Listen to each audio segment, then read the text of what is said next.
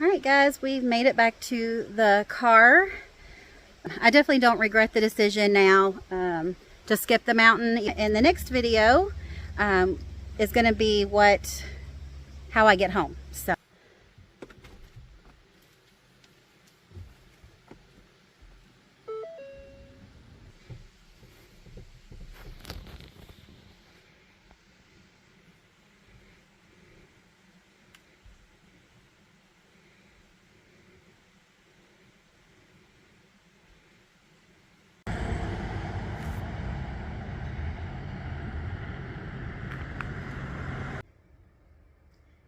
hey guys, so I'm gonna try and explain what happened when we got back to the car at the trailhead.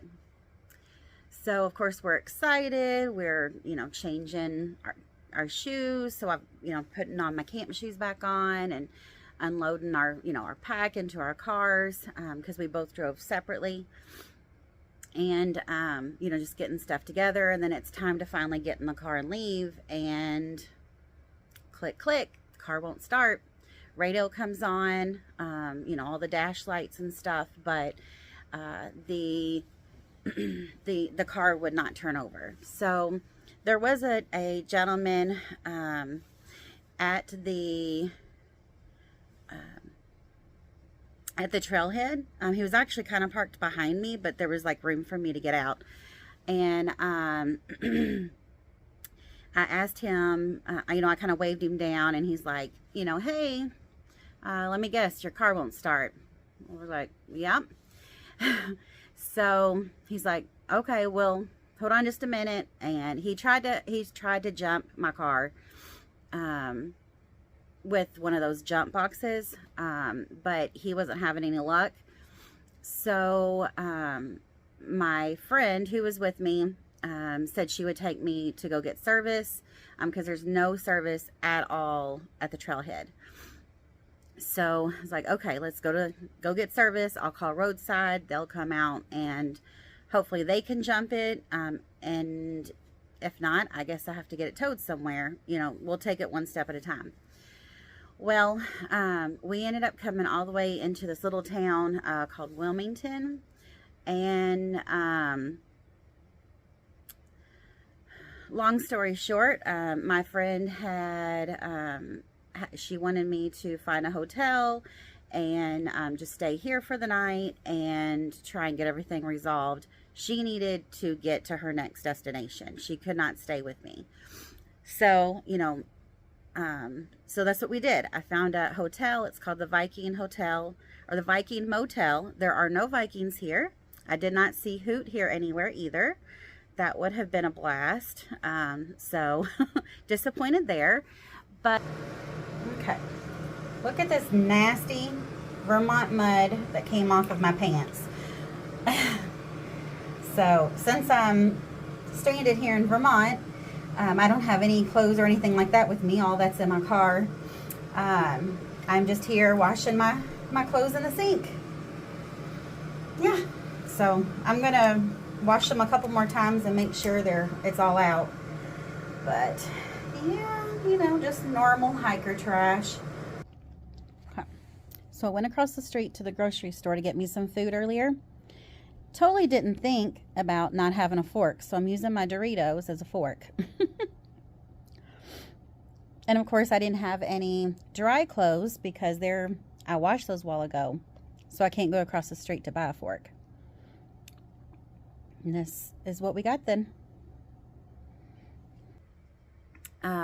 Yeah, I really didn't know what to do. I felt very stranded. I am 14 hours drive from my home from Indiana. I'm clear on the other side of the country. I know absolutely nobody here. So it was pretty hard and stressful to deal with. So, I talked to my husband. He helped me kind of figure out, okay, these are the steps we got to take. I'm going to need to find a ride back to my car once I can set up roadside service or towing. I need to find a car repair place that's going to be able to look at my car, right away. So I had to get all that stuff in line before I could even call roadside because, I needed to be at the car. So it took a lot of calling. A lot of people were either closed or they are booked. So I had to go to the next town over and start calling over there. And I found Midas. They said they would definitely help me out today. They said I can get the car towed there if I need it. And they took all my information. And so they knew when they saw the car, you know, what the deal was. So I put it out, you know, I put a post out on a lot of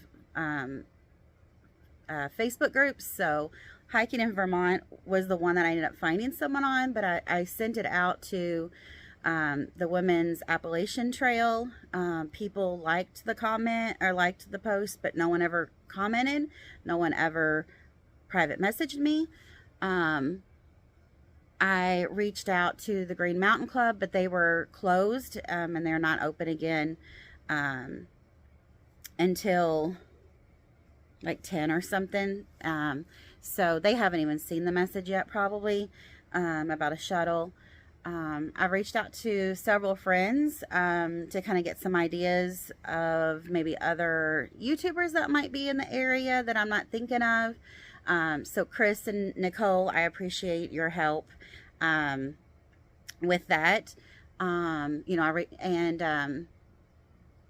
but ultimately hiking in Vermont is where my train angel is coming from. So very, very appreciative to that group. I had several people reach out to me. So I super, super appreciate that. And if you all are ever in the area, I definitely recommend using that Facebook group. I used it a little bit to plan the trip. And I found my trail angel there. So he is going to come and get me here within the next hour. I've already scheduled my tow for within the hour after that. So I'm just waiting to hear back that they found a service for me. And the tow truck will take me back to, I will go with my car with the tow truck. So that is where I'm at currently. Just waiting for all of the pieces to fit in. I really think it's either the battery needs replaced or, you know, maybe the starter. Hopefully it's not anything other than that. But so I don't know if I'll be staying in Bennington another night or if this is something that they're going to be able to just fix and I'll be back on the road tonight. So, but I will keep you updated on what happens. Yeah, it's been quite an adventure. I have ran through the gamut of emotions trying to figure this out, and then also keep myself calm and knowing that that God's got this and he's going to get me through this. So I just want to thank you all for sticking around and seeing what's going on and you know, just being there. So thanks so much, guys, and I'll see you in a little bit, hopefully with the tow truck, and then hopefully I'll be in my car soon after that. So we'll see.